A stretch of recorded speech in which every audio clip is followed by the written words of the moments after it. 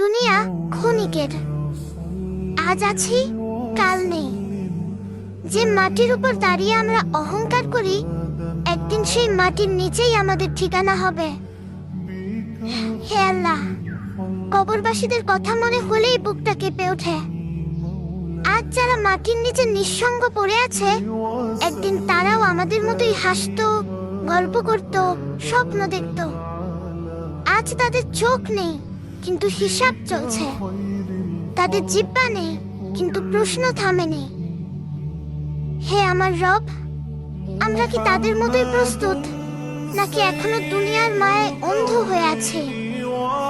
ইয়া আল্লাহ, যখন কবরের অন্ধকারে আমাদের রাখা হবে, কেউ থাকবে না পাশে, না বন্ধু, না পরিবার, না প্রিয় মানুষ। শুধু আমাদের আমলই তখন সঙ্গী হবে।